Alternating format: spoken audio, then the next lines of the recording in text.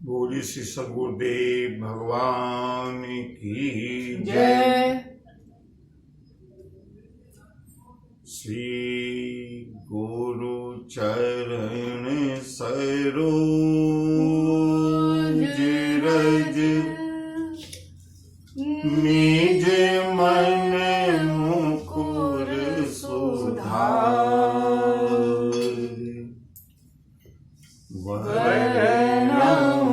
रघुवर विमल यश जो दायक फल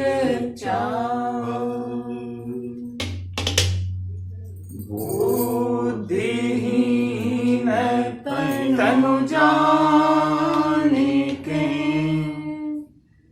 सुमिरो पवन बल बुद्धि विद्या देहु मोहि हरहु कलेश विकार। अत्यंत प्रेम से बिना एक क्षण गंवाए हुए प्रभु के नाम का 2 बार संकीर्तन, उसके बाद आगे जैसे प्रभु इच्छा। हरे राम राम राम सीता राम राम राम। हरे राम राम राम सीता राम राम राम। हरे राम राम राम सीता राम राम राम। हरे राम राम राम सीता राम राम राम। हरे राम राम राम सीता राम राम राम। हरे राम राम राम सीता राम राम राम। हरे राम राम राम सीता राम राम राम। हरे राम राम राम सीता राम राम राम। हरे राम राम राम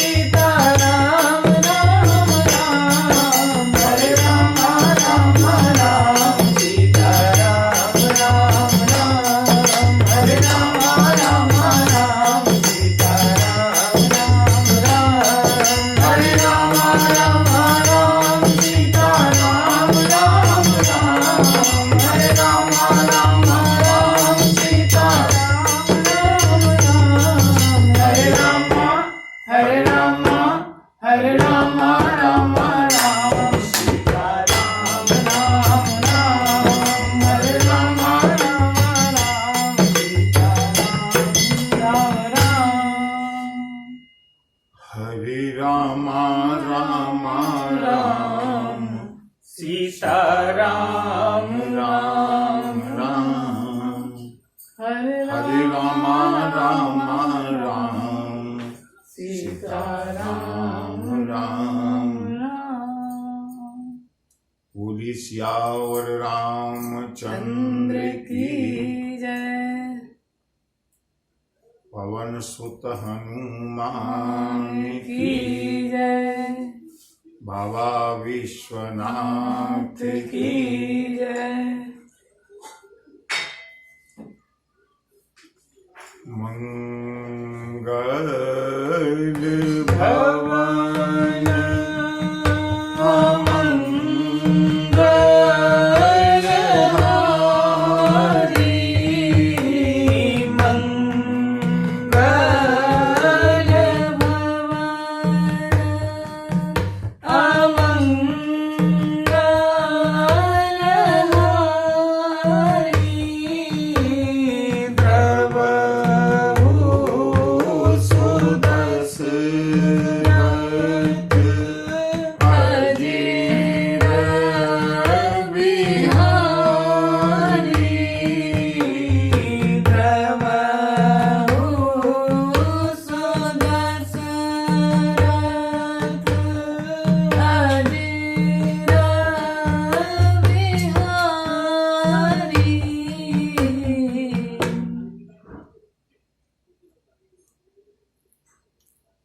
गोस्वामी जी ने विनय पत्रिका में एक बहुत सुंदर पद लिखा।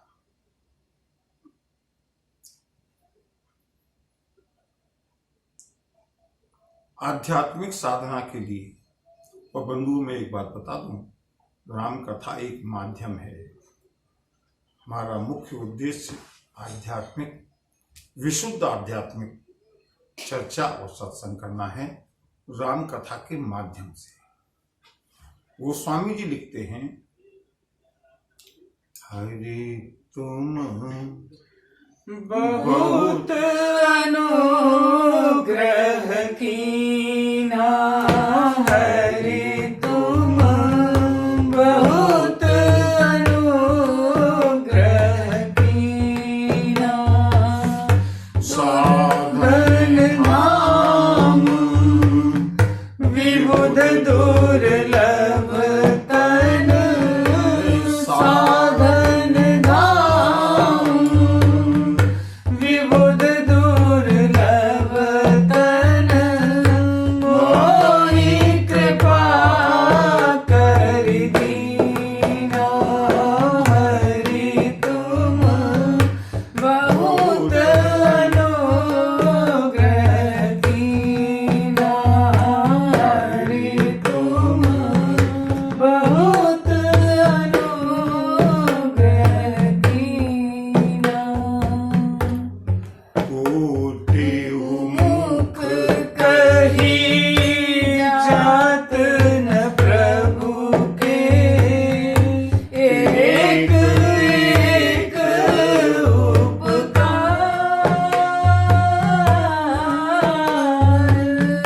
कोटि मुख कही जात न प्रभु के, एक एक उपकार,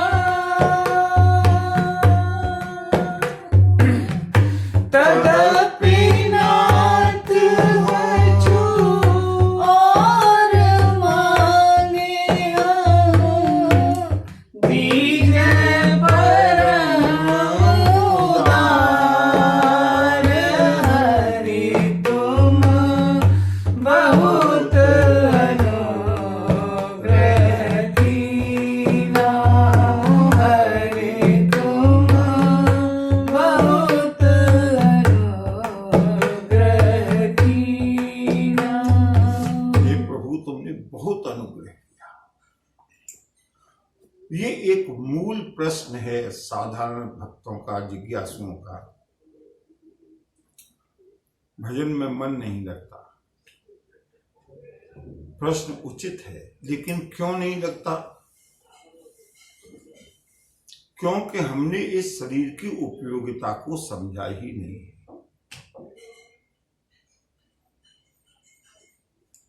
प्रभु ने कितनी कृपा करके ये शरीर हमको दिया है। साधन धाम, बंधु जरा विचार करें। मैं जो सत्संग रूप से जुड़े हुए हमारे अधिकांश श्रोता हैं, उनके लिए थोड़ा सा होमवर्क देता हूं आज के लिए। उसका अध्ययन करें, अनुशीलन करें, रात्रि में एकांत में जब भी मिले। साधन धाम, ये शरीर साधन का धाम है।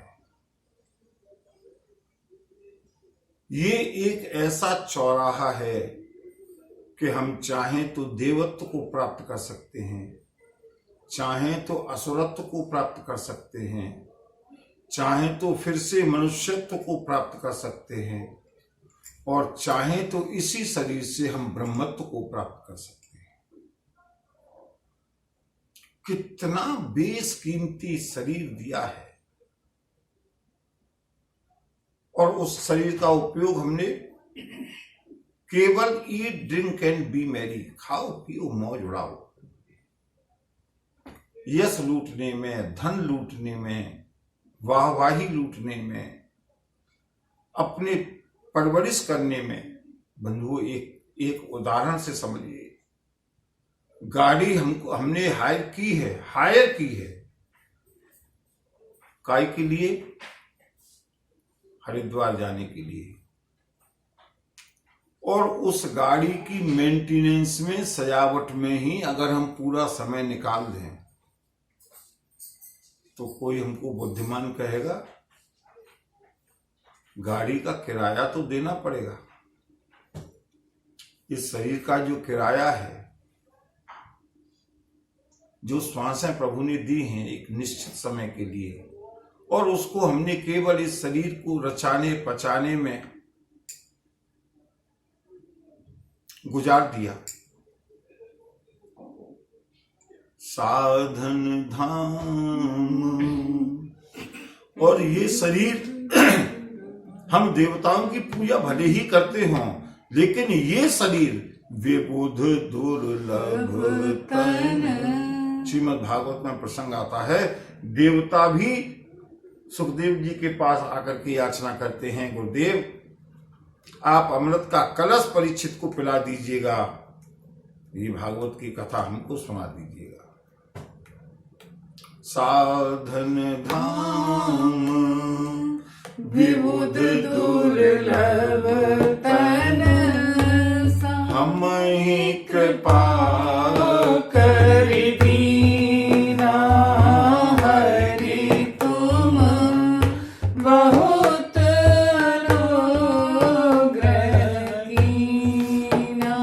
जीवन को हमेशा ऑप्टिमिस्टिक आशावादी बना करके रखो। जीवन में हर समय रोना, हाय परमात्मा ने हमको ये नहीं दिया, हमको ये नहीं दिया, हमको अवसर नहीं दिया। ते परत्र दुख पावहि, सिर धुनि धुनि पछताहि।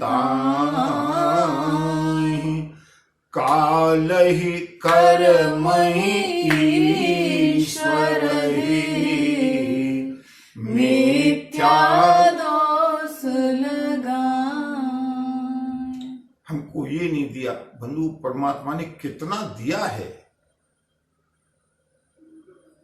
हमको तो कोठी भी दी है, गाड़ी भी दी है, एसी भी दिया है, बच्चे भी दिए हैं, व्यापार भी दिया है, बैंक बैलेंस भी दिया है, यश भी दिया है।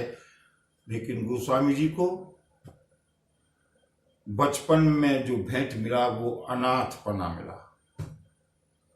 दर दर की ठोकरें खाते हैं गोस्वामी, लेकिन वही गोस्वामी जी कहते हैं कि कोटिन मुख कही जात न प्रभु की, एक एक उपकार। बंधु, वो उपकार उन्होंने कितने किए हैं, अनुभूति का विषय है।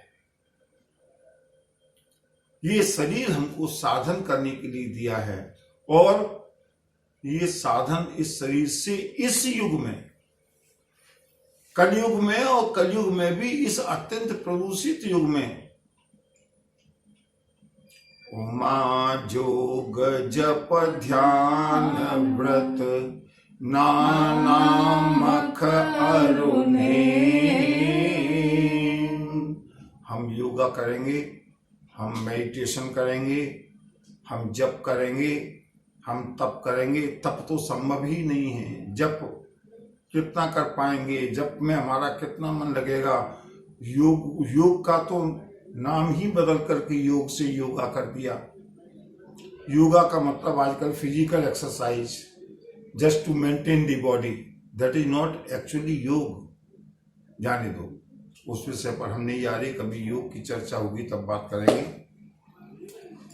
योग, जप, ध्यान, व्रत, दान, इन सब से काम चलने वाला नहीं है।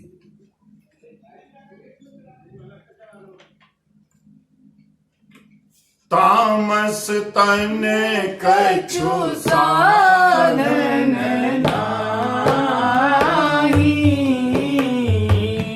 प्रीति न पद सरोज मन माही, प्रीति न पद सरोज मन माही।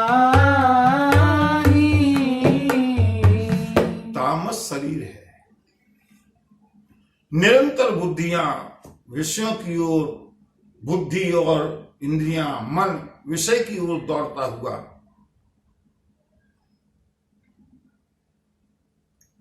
बंधुओं एक ही साधन है। क्या? कि राम ही सुमेरिय गाइय राम ही संतत सुनिय राम गुण ग्राम ही संतत सुनिय राम गुण ग्राम ही। अच्छा, बहुत अच्छी बात है। हम भी साधन करेंगे। कब करेंगे? बोले पूर्णमासी से शुरू करेंगे, एकादशी से शुरू करेंगे, सोमवार से शुरू करेंगे, शुक्रवार से शुरू करेंगे। बंधुओं, करेंगे जिसने ये सोचा, जीवन में कल कभी नहीं आया। साधन करना है आज नहीं, अभी। ये हमको समसामयिक परिस्थितियां बता रही हैं आजकल। कल का भरोसा नहीं है। अब तक केवल उपदेश होते थे, अब सामने प्रैक्टिकल दिखाई दे रहा है कि कल का भरोसा नहीं है। श्वास श्वास पे नाम जप, वृथा श्वास मत खोए। क्यों? बोले ना जाने या श्वास को आवन होए न हो। किसी भी शुभ कार्य के लिए मुहूर्त को टालो मत। साधन करना है, प्रभु के संकीर्तन करना है, ध्यान करना है, कथा सुननी है, कथा करनी है, कथा जो भी कुछ करना है, तुरंत। गलत काम को हम हमेशा के लिए टाल नहीं सकते, तो कम से कम कल के लिए टाल दो। जैसे दुकान पर लिखा रहता है ना, आज नगद कल उधार। किसी के साथ कोई गलत काम करना है, कोई गलत विचार आया है, नहीं, हम रोक नहीं सकते, करेंगे जरूर, लेकिन आज नहीं, कल करेंगे। और कोई भी शुभ विचार आया है, कल करेंगे, नहीं, कल नहीं, आज करेंगे। काल करे सो आज कर, और आज करे सो अब, पल में परले होएगी, बहुरी करेगो तुम। महात्मा कबीर ने लिखा। सभी संतों की वाणी, चाहे वो किसी भी धर्म का हो, किसी भी पंथ का हो, एक ही बात, सत्य हमेशा सत्य है, एक होता है। साधन को कल के लिए मत टालो। और इसी बात को गुरुदेव वशिष्ठ ने कहा है महाराज दशरथ से कि बेगी विलंब न करियन साजिय सबुई समाज, सुदिन सुमंगल तब ही जब राम होई जुबराज। महाराज दशरथ ने एक दिवस एक रात्रि का समय लिया है। महाराज कल आए हैं, पूरे दिन का समय दिया, पूरी रात्रि का समय दिया, कल श्री राम को युवराज बनाऊंगा, ऐसा पवित्र संकल्प लेकर के आए हैं राज दरबार में। सारे सामंतों, राजाओं, मंत्रियों, प्रजाजनों के बीच महाराज दशरथ ने घोषणा कर दी कि जो पांच ही मत लागे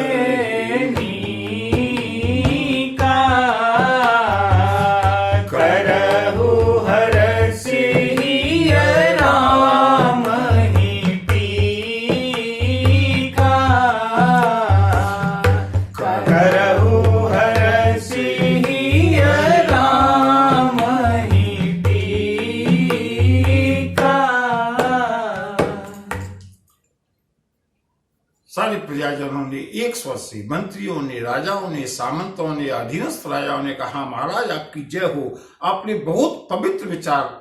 महाराज दशरथ ने कहा, अब जय जयकार सुनने का समय नहीं है, कल मेरे राम का अभिषेक होना है, इसलिए मंत्री सुमंत्र से कहा, सबको यथोचित जिम्मेदारियां सौंप दो, सप्त नदियों का जल लाना है, सप्त मृतिकाएं उपस्थित लानी है, तमाम पूजन की सामग्री और जितने भी सारे नगर में सजावट कराओ, ढिंडोरा पिटवाओ, सभी लोग कल मेरे राम के राज्याभिषेक का दर्शन करने के लिए उपस्थित हों।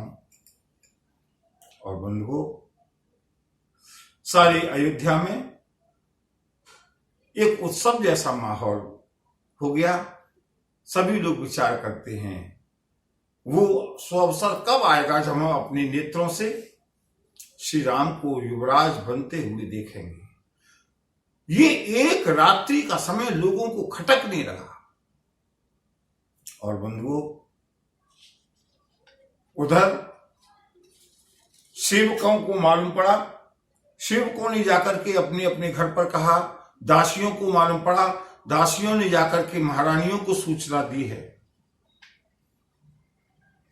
महारानी सुमित्रा को मालूम पड़ा, महारानी कौशल्या को मालूम पड़ा।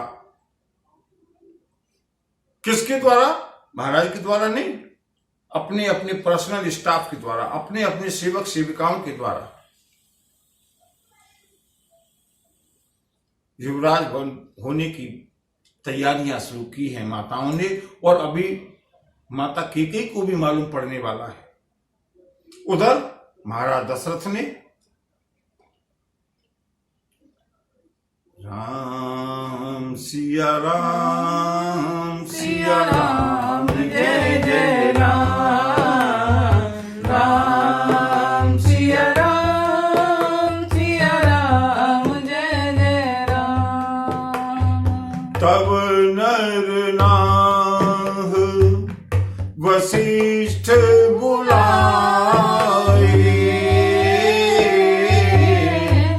राम धाम सीख देन पठाए। राम सिया राम, सिया राम जय जय राम, राम सिया राम, सिया राम जय जय राम।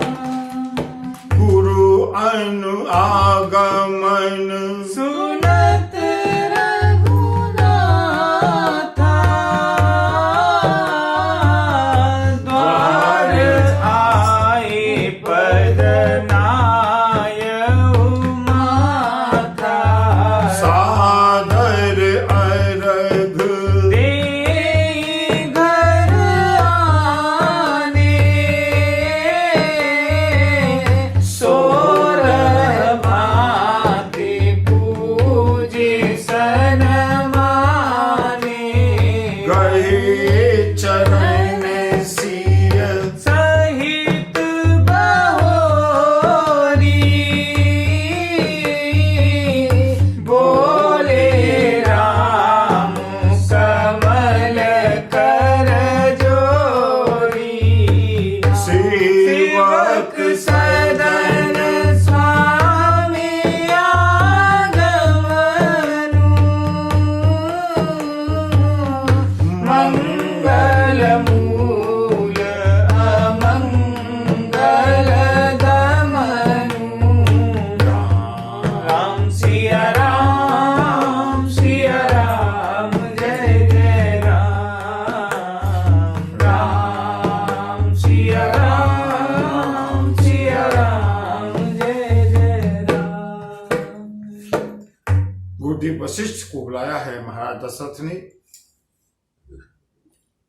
गुरुदेव, मेरा राम कल युवराज बनने वाला है, जाकर के कृपा करके उसको कुछ नीति की, धर्म की, राजनीति की, कूटनीति की, राष्ट्रनीति की शिक्षा दीजिएगा। और बंधुओं, गुरुदेव वशिष्ठ बिना सूचना दिए हुए श्री राम के भवन में आए हैं। और जैसे ही प्रभु श्री राम ने सुना, गुरु आगमन सुनत रघुनाथा, गुरुदेव पधारे हैं। भगवती जानकी को लेकर के श्री राम ने भवन के देहली पर ही गुरुदेव का अर्घ देकर के पूजन किया। और क्या मेरे राम का शील और स्वभाव है बंधुओं, अगर राम बनना है या अपने संतानों को राम बनाना है तो कितनी विनय है राम के अंदर। कल जिनको युवराज बनना है, कितना विनयवान है वह चरित्र। गुरुदेव के चरणों में प्रणाम करके कहा, गुरुदेव यद्यपि सेवक सदन स्वामी आगमनु, मैं तो सेवक हूं, आपका शिष्य हूं। मेरे घर पर आपका पधारना मंगल मूल, सारे मंगल की मूल है, अमंगलों का नाश करने वाला है। लेकिन गुरुदेव अगर ऐसा कोई कार्य था तो आप कृपा करके आदेश करके राम को बुलवा लिया होता। आयसु होई सुकरऊं गुसाई, आप आदेश कीजिएगा गुरुदेव। आपने मेरे घर तक आने का कष्ट किया, मेरे भवन तक आने का कष्ट किया। सोने सनेह साने बचन, मुनि रघुवर ही प्रशंस, राम कसन तुम कहो अस, हंस बंस अवतंस। गुरुदेव को बहुत अच्छा लगा राम, तुमको तो ऐसे वाक्य शोभा देते हैं, तुम्हारे ही लिए, तुम्हारे ही योग्य ये बातें हैं। लेकिन राम बंधु, मैं कहता हूं राम से अगर हम धनुष तोड़ना न सीखें, समुद्र पर पुल बनाना नहीं सीखें, रावण को मारने का सामर्थ्य न सीख पाए, कोई चिंता नहीं, लेकिन कम से कम राम से हम बोलना सीख लें।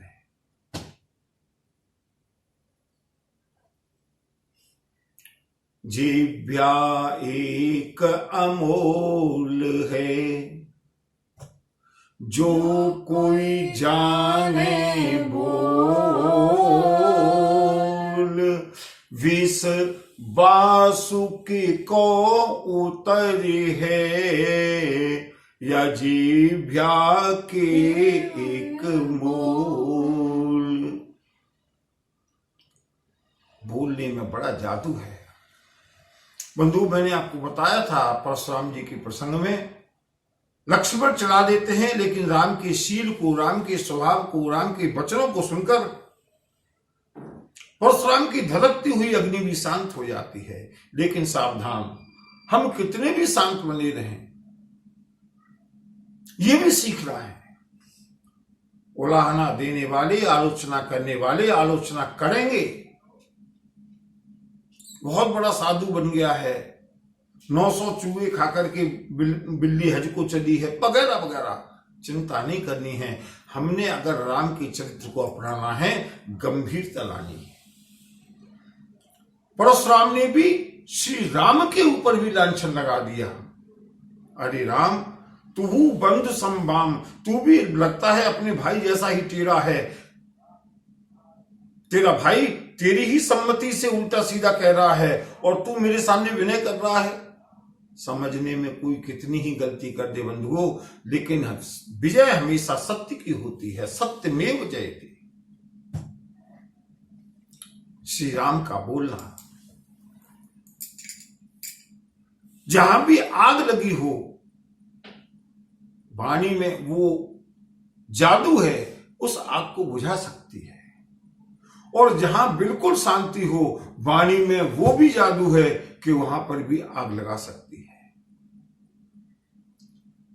मैं जिनका राष्ट्रीय चिंतन है, उनकी तो बात है, अलग है, वो तो उस स्तर से सोचेंगे। मैं तो परिवारों के लिए कथा कह रहा हूं। और बंधुओं, परिवारों के लिए इससे ज्यादा सुंदर मंत्र नहीं हो सकता। घर में मधुर वाणी, मधुर संभाषण एक दूसरे के प्रति, ईगो छोड़ करके मैं ससुर हूं, मैं सास हूं, मैं अमुक हूं, मैं पति हूं, नहीं। वाणी एक अमोल है। श्री राम के अंदर कभी कोई ईगो नहीं है। इतना मधुर संभाषण करते हैं मेरे प्रभु राम। गुरुदेव वशिष्ठ ने कहा, राम सुनो, मैं तुमको कुछ शिक्षा देने के लिए आया हूं। कल तुम्हारे पिताश्री महाराज दशरथ तुमको युवराज पद देना चाहते हैं, और बंधु लोग अचानक ही लांछन लगा देते हैं, अरे गुरुदेव वशिष्ठ तो त्रिकालदर्शी थे, उनको भी मालूम नहीं था। गुरुदेव वशिष्ठ को सब मालूम था कि ये अभिषेक पूरा होने वाला नहीं है, और उसका यहां पर गोस्वामी तुलसीदास जी ने बिल्कुल स्पष्ट प्रमाण दिया है। क्या?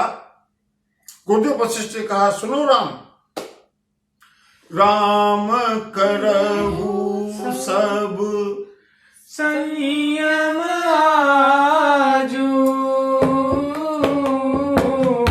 जो विधि कुशल निवाहि काजू। राम सिया राम, सिया राम, जय जय राम। राम सिया राम, सिया राम, जय जय राम।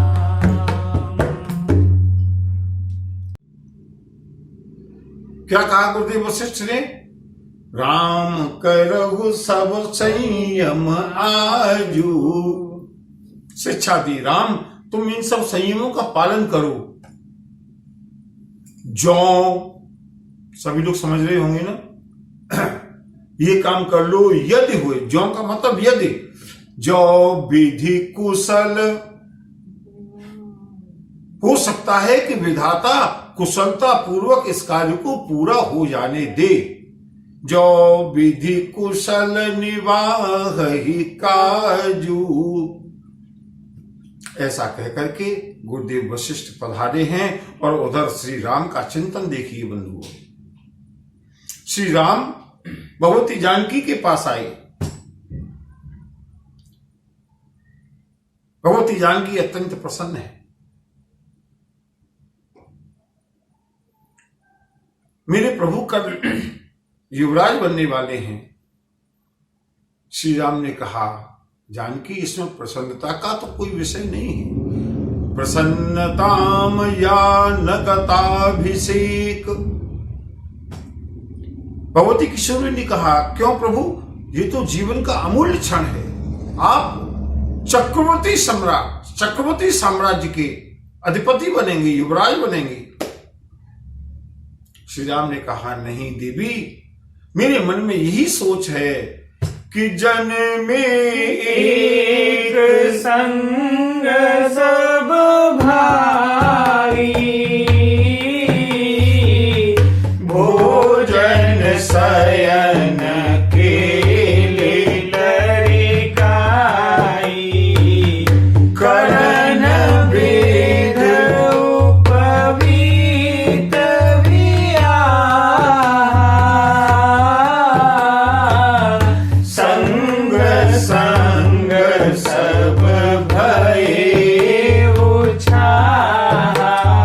लेकिन विमल वंश यह अनुचित एकू, बंधु बिहाई बड़े अभिषेकू। राम सिया राम, सिया राम, जय जय राम। राम सिया राम, सिया राम, जय जय राम। वैदेही, मैं विचार कर रहा हूं कि जन में एक संग सब भाई। हम सारे चारों भाई एक साथ जन्म हुआ। उधर भगवती कौशल्या ने जन्म दिया है, और उसी समय कैकेयी सुता सुमित्रा दो, एक साथ जन्म हुआ। जन्मे एक संग सब भाई, भोजन शयन के लरिकाई। बंधुओं ध्यान से सुनिएगा, ये राम राज्य की नींव, ये राम राज्य का गारा है। ये चिंतन हम सबने साथ साथ भोजन किया, साथ साथ शयन किया, साथ साथ लड़काई की, साथ साथ खेल कूद किए, साथ साथ हम सबके कर्ण छेदन हुए, हम सबके साथ साथ यज्ञोपवीत संस्कार हुआ, और यहां तक कि विधाता ने हम सबको स्नेह को देख करके एक ही मंडप में सबका साथ साथ विवाह हुआ। लेकिन यद्यपि ये सूर्य वंश अत्यंत विमल वंश है, इसमें एक कमी है। क्या? बोले बंधु बिहाय। अगर ये मान भी लिया जाए कि मेरा जन्म कुछ क्षण पहले हुआ था, मेरी सूचना महाराज को कुछ क्षण पहले मिल गई थी, अगर मैं कुछ घड़ी पहले भी बड़ा भी हूं, तो बड़े का तो उत्तरदायित्व और बढ़ जाता है। बंधु बिहाय, मैं अपने छोटे भाइयों को छोड़ करके और मेरा राज्याभिषेक हो जाए। आप कहेंगे ये तो राजवंश की परंपरा थी। नहीं बंधु, राम जो कहते हैं वो करते हैं। राम ने केवल ये उपदेश देने के लिए नहीं कहा है, अभी तो श्री राम ने कहा है, और जब श्री राम का राज्याभिषेक होगा 14 वर्ष के बाद, आप लोग देखेंगे वनवास से लौटने के बाद जब श्री राम का राज्याभिषेक हुआ है, अयोध्या के सिंहासन पर प्रभु श्री राम अवश्य बैठे हैं, लेकिन उन्होंने अपने समूचे साम्राज्य का बंटवारा किया है। अकेला राम राजा नहीं बनेगा, लक्ष्मण को भी राजा बनाया है, भरत को भी राजा बनाया है, शत्रुघ्न को भी राजा बनाया है, अलग अलग साम्राज्य का विभाजन कर दिया। राम की यह नीति है, राम की ये संस्कृति है। और ये राम की संस्कृति बताऊं आपको, आपत्ति आए तो अकेले उसको सहन करो, और जब सुख के दिन आए तो उनको बांट दो। बंधुओं, इस सूत्र को आप लोग नोट कर लें। आपत्ति के दिनों को अकेले। छोटे भाई लक्ष्मण तो श्री राम के बिना रह नहीं पाए, इसलिए साथ गए, वरना श्री राम जिस समय 14 वर्ष वन के लिए जा रहे हैं अकेले, आपत्ति का समय है अकेले भोगेंगे, और जब सुख का समय आया सारे भाइयों को बराबर बराबर उसका अधिकार, उनका सम्मान। अगर प्रत्येक परिवार, मैं इसीलिए कहता हूं ये राम कथा कहानी नहीं है, और ये राम कथा इसीलिए लाखों वर्षों से आज भी उतनी ही नवीन है। कल्पना कीजिए अगर प्रत्येक घर में ये सोच आ जाए। और बंधु, मैं तो इसीलिए इस राम कथा को घर घर तक पहुंचाने के लिए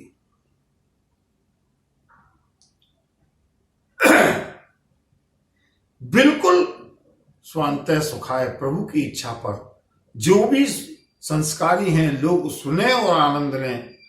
अगर प्रत्येक घर में ये सोच हो जाए कि आपत्ति को, कष्ट को हम अकेले भोगेंगे, और यही नीति, यही संकल्प भगवान शिव का है। हलाहल मिलेगा, भगवान शिव स्वयं पिएंगे। जब दूसरों को देना होगा सबको बांटेंगे, लक्ष्मी को भी देंगे, कुबेर को भी देंगे। लोग समझेंगे कि कुबेर देने वाले हैं, लेकिन कुबेर को भी देने वाले महादेव हैं। और स्वयं स्मशाने स्वक्रीड़ा स्मृत हर पिशाचा सहचरा चिताभस्मालेप पिनक रोटी परिकर। स्वयं के लिए शमशान, और रावण को लंका, कुबेर को पुष्पक विमान। जिसने जो मांगा सुख सबको बांटा, हलाहल स्वयं ने पिया। श्री राम ने आपत्ति को स्वयं सहन किया, कष्ट को स्वयं सहन किया, और सुख का समय आया सबको बांटो। श्री राम मन में ऐसा विचार करते हुए, और बंधुओं उसी समय लक्ष्मण जी को मालूम पड़ा है, लक्ष्मण जी आए हैं। भरत और शत्रुघ्न घर पर है नहीं। लक्ष्मण जी ने आकर के बाल मित्रों के साथ श्री राम का अभिवादन किया। प्रभु श्री राम ने लक्ष्मण का स्वागत किया है। और बंधुओं इसी समय भगवती कौशल्या को अपनी दासियों से मालूम पड़ गया, भगवती सुमित्रा को अपनी दासियों से मालूम पड़ गया। भगवती कैकेयी को अभी सूचना नहीं हो पाई। जो लोग राम कथा पर और महाराज दशरथ के ऊपर लांछन लगाते हैं कि महाराज दशरथ के मन में कुटिलता थी, बंधुओं जरा विचार कीजिएगा, मैं अभी कुछ एविडेंस दूंगा। महाराज दशरथ के मन में अगर जरा भी कुटिलता होती, भरत और शत्रुघ्न नहीं है घर पर, लोग कहते हैं महाराज दशरथ ने जानबूझ करके नहीं बुलाया। लोग नहीं कहते, जो मंथरा ने सिखाया, जो कैकेयी ने कहा, वही लोगों ने सच समझ लिया। क्योंकि अपनी दृष्टि जैसी अपनी दृष्टि है उसी चीज को स्वीकार करते हैं। भरत और शत्रुघ्न को जाने दें, अभी कल के समधी हैं महाराज जनक, उनके पास भी आमंत्रण नहीं भेज पाए महाराज दशरथ, क्योंकि गुरुदेव वशिष्ठ का आदेश है कि बेग विलंब न करिय नप। अगर महाराज दशरथ के मन में जरा भी इस बात का भय होता कि 2 वरदान कैकेयी को देने हैं, कहीं कोई गड़बड़ी न हो जाए, तो महाराज दशरथ सूचना देने के लिए स्वयं केवल और केवल कैकेयी की महल में गए हैं। कौशल्या को और सुमित्रा को अपनी अपनी दासियों से पता चला है। अगर महाराज के मन में कुटिलता होती, कैकेयी को एक बार के लिए अवॉइड कर सकते थे। पहले राम राज्याभिषेक हो जाए, सूचना भेज दी जाएगी, भिजवा दी जाएगी, लेकिन नहीं।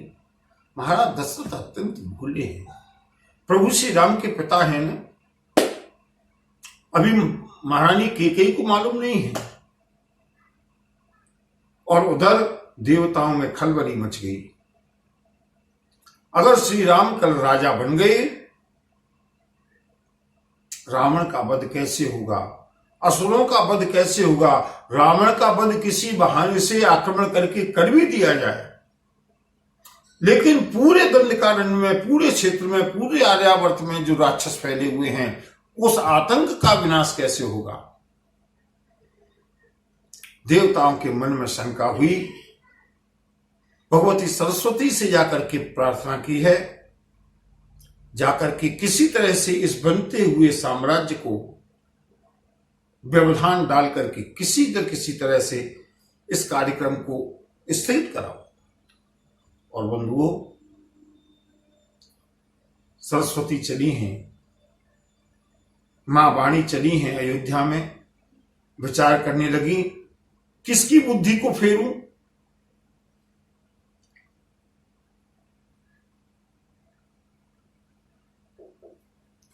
कोई ऐसा पात्र नहीं मिला, क्योंकि ये राम की जन्मभूमि है। कैकेयी है, वो कैकेयी देश की हैं, कश्मीर की हैं, इनकी बुद्धि को फेरा जा सकता है, लेकिन नहीं, सरस्वती जी का साहस नहीं हुआ, क्योंकि ये राम के अत्यंत स्नेहमयी मां हैं। फिर क्या करें, बोले कैकेयी के साथ एक दासी आई है जिसका नाम मंथरा है, वो अयोध्या की प्रजा नहीं है। भगवती सरस्वती ने मंथरा की बुद्धि को पलट दिया। दीख मंथरा नगर बनावा, मंजुल मंगल बाज बधावा, पूछे सिरोगन ताह उछाहू, राम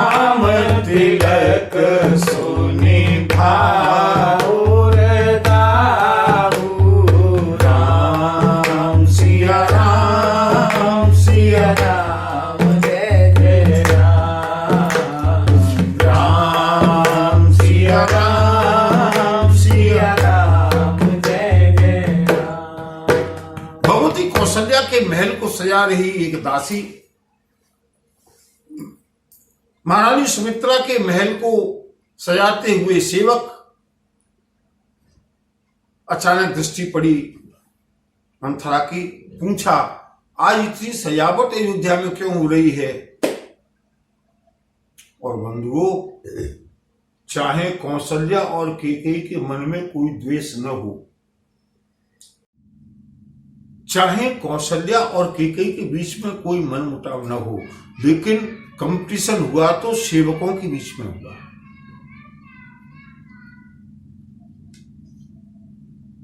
कौशल्या महारानी की दासी ने कहा, तुमको मालूम नहीं, कल हमारी महारानी कौशल्या जी राजमाता बनने वाली है।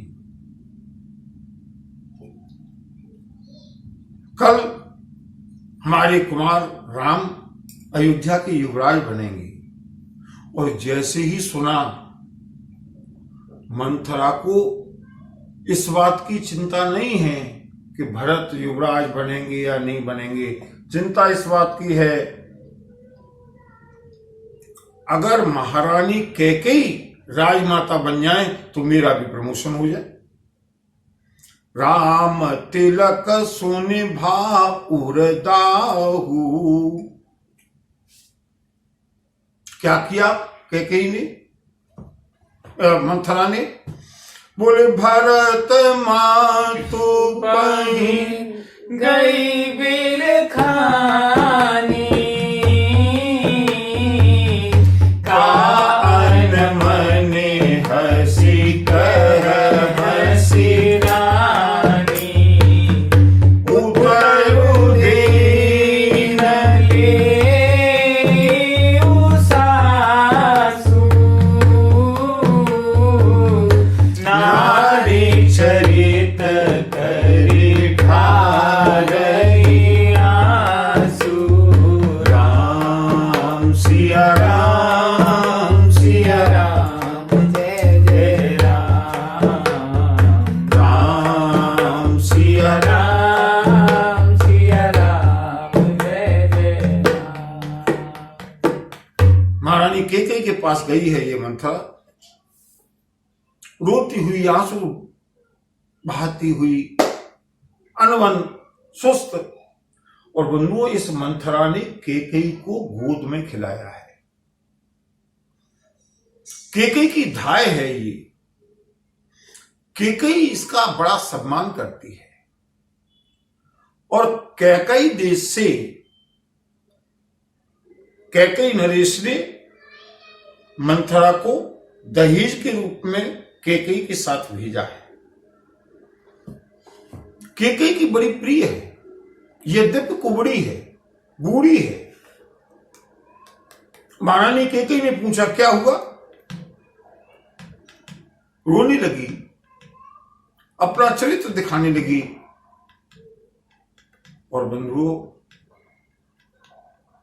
अचानक भगवती कैकेयी ने पूछ लिया, अरे मंथरा, सभय रानी कह सिकिन, कुशल राम महिपाल,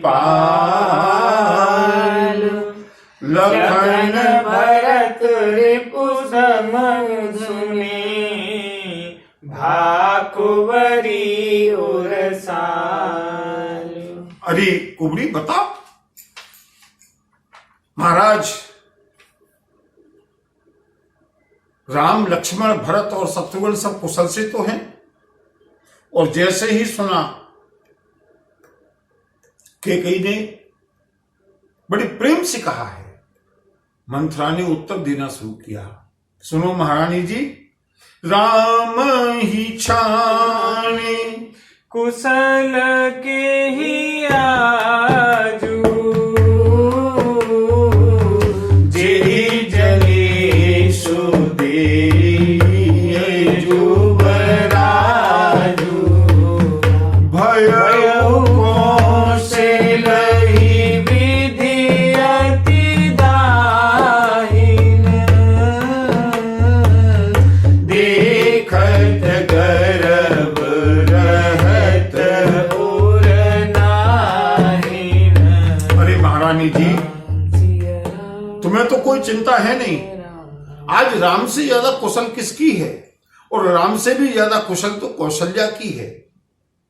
देखा ना, पूत विदेश न सोचो तुम्हारे,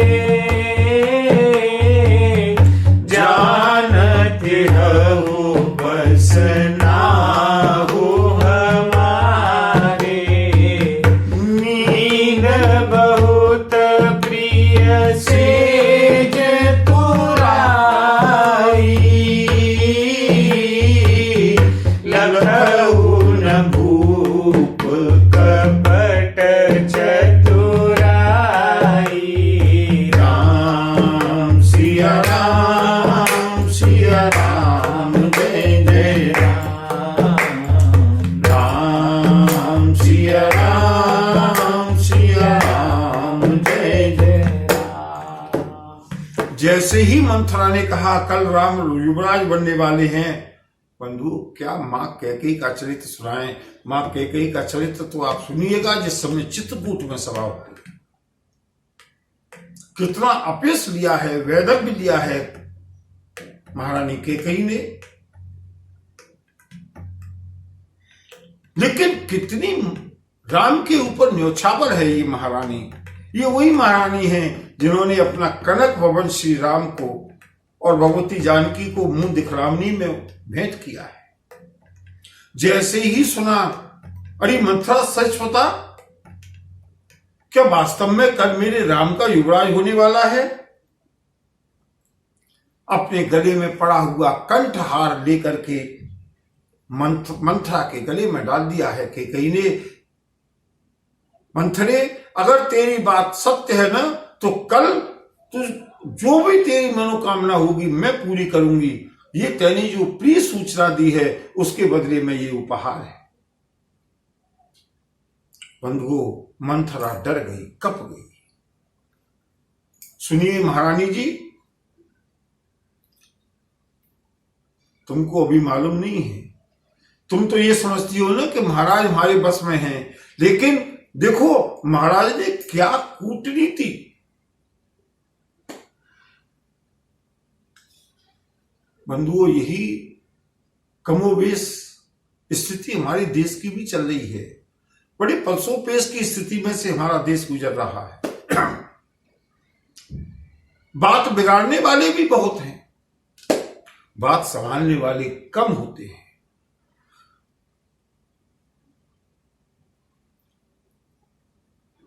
राष्ट्र हित की बात करने वाले कम होते हैं, राष्ट्र हित का चिंतन करने वाले तो ज्यादा होते हैं, लेकिन राष्ट्र हित की बात साहस करके कहने वाले कम होते हैं। और बिगाड़ने वालों की कमी नहीं होती। ये नहीं किया, वो नहीं किया, ये हो सकता था, वो हो सकता था, ये कमी रह गई, ये कमी रह गई। दूसरों के अंदर कमी निकालना बहुत आसान काम है।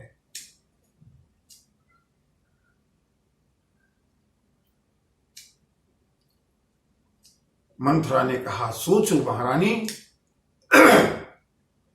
महाराज दशरथ ने भरत और शत्रुघ्न को कितने बहाने से अपनी ननिहाल भेज दिया, सबको मालूम है, लेकिन तुम्हारे पास कोई सूचना नहीं है। कभी सोचा इस सब के पीछे तुम्हारी सौत कौशल्या का हाथ है? सुन करके कि तमा गई, अरे पगली, कौशल्या सम सब महतारी। क्या बात कर रही है मंत्री? श्री राम के लिए तो कौशल्या और कैकेयी और सुमित्रा तीनों माताएं एक सी हैं, और मैंने देखा है मोह पर करही स्नेह विशेषी, मैं करी प्रीति परीक्षा दे। मैंने कई बार देखा है राम सबसे ज्यादा स्नेह मुझसे करता है। अरे मंथरा, अगर तू परिहास कर रही है, मजाक कर रही है, तो जाने दे। मैं फिर से कहती हूं, कि प्राण ते अधिक राम प्रिय मोरे, तिनके तिलक क्षोभ कस तोरे। जो विधि जन्म देई करि छोहु, होहि राम सिय पूत पुतोहु। राम सिया राम, सिया राम, जय जय राम। राम सिया राम, सिया राम, जय जय राम। मंथरा, राम मुझको प्राणों से भी ज्यादा प्रिय है, और अगर मेरा प्रिय राम युवराज और मेरी प्रिय बहू जानकी उसके वामांक में विराजमान कल होने वाली है, तो मैं तो विधाता से यही चाहूंगी कि मेरी अंतिम मनोकामना पूरी हो गई। ये मनोकामना मैंने कब से सजा करके रखी थी। बंधुओं, समय बड़ा बलवान होता है।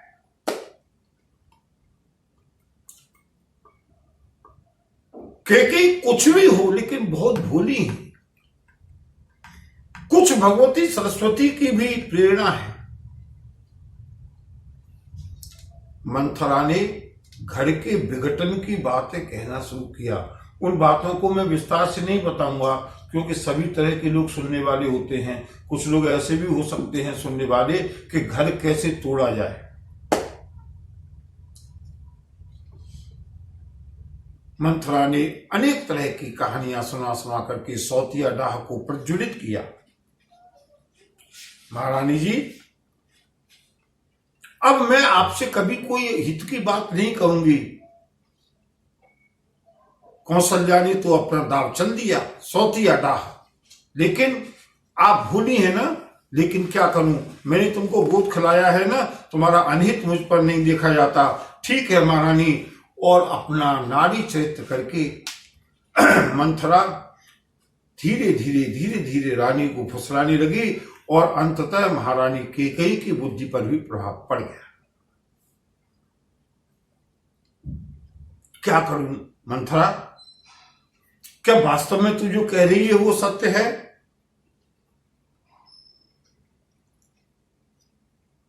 मंथरा ने कहा, महारानी, चतुर गंभीर राम महतारी, बीच पाई निज बात सवारी। कौशल्या कितनी चतुर है, आपने उनकी चतुरता देखी। पठई भरत, भरत को और शत्रुघ्न को ननिहाल भेज दिया, और उसी बीच महाराज को अपने पक्ष में लेकर के वो कितनी जल्दी चाल खेली है। सरप्राइज, भरत को बनाने का अवसर भी नहीं, अचानक कल राम को राज्याभिषेक। कैकेयी की बुद्धि भ्रमित हो गई। बंधुओं, अच्छा बता मंथरा, फिर मुझे क्या करना चाहिए?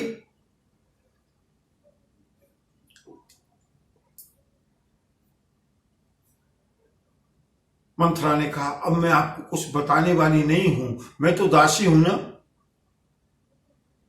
भावी बस प्रतीति उर आई,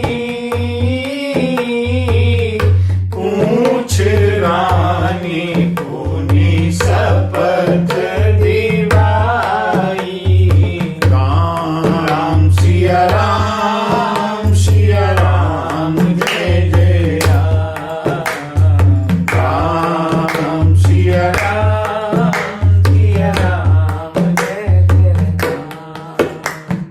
कही कही कोटिक कपट कहानी,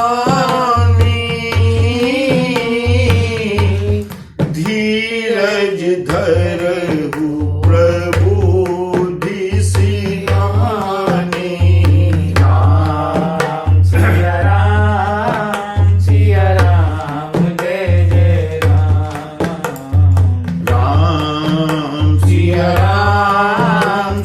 राम जय जय राम। महारानी चिंता मत करो, मुझको तुम्हारी बहुत चिंता है ना। मैंने ज्योतिषियों से, जैसे ही मुझे मालूम पड़ा, मैंने ज्योतिषियों से जाकर के पूछा और ज्योतिषियों ने कहा मंथरा चिंता मत करो, अगर महारानी कैकेयी सहयोग करेंगी ना तो भरत ही राजा बनेंगे।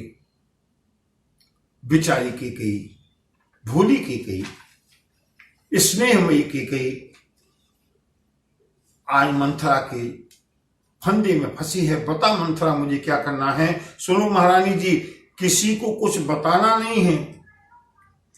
आज महाराज तुम्हारे वश में हैं।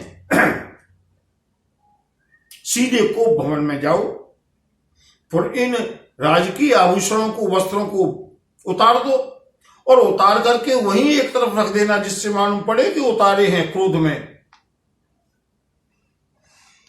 पुराने मोटे वस्त्रों को पहन करके जाकर के पृथ्वी पर लेट जाओ।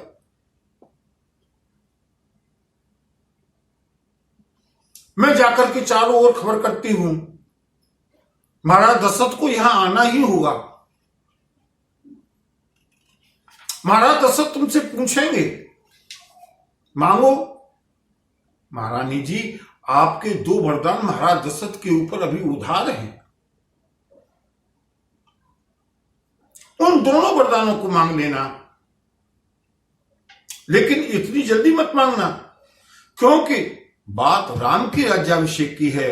भले ही महाराज दशरथ रघुवंशी हैं, लेकिन अपनी बात से मुड़ सकते हैं, फिर सकते हैं। इसलिए जब तक राम की सौगंध न खाएं वरदान देने के लिए, तब तक वरदान मत मांगना। और जब राम की सौगंध खा लें तो भी महारानी याद रखना, पहला वरदान राम का वनवास मत मांग लेना। नहीं, कहीं ऐसा न हो कि महाराज दशरथ दूसरा वरदान देने के योग्य ही नहीं रहे। कितनी चतुर है ये मंथरा। और मंथरा क्या चतुर है बंधु, विधि की विधिना समझाया है। पहले वरदान में भरत के लिए राज्याभिषेक, दूसरे वरदान में श्री राम के लिए वनवास, कैकेयी को भेजा है कोप भवन में। और कैकेयी को कोप भवन में भेज करके मंथरा स्वयं चली है इस बात का प्रचार करने के लिए कि महारानी कैकेयी कोप भवन में है। महारानी कैकेयी ने मंथरा के कहने के अनुसार अपने तमाम वस्त्र आभूषणों को उतार दिया, राजकीय परिधानों को उतार दिया, मोटे वस्त्रों को पहन करके जमीन पर जाकर के लेटी हैं। और उधर मंथरा ने चारों ओर प्रचार कर दिया, महारानी कैकेयी तो कोप भवन में है, जाने क्या कारण है, कोप भवन में है। और जैसे ही ये समाचार महाराज दशरथ को मिला, आगे की कथा बंधु कल देखेंगे। अब यहां से अवध के ऊपर अमंगल के कुछ शगुन दिखाई देने लगे। जो भी कुछ होगा, प्रभु की कथा हमेशा मंगलमय है। आगे की कथा का दर्शन हम कल करेंगे। बोलिए श्री सद्गुरुदेव भगवान की जय। नमः पार्वती पतये हर हर महादेव। जय।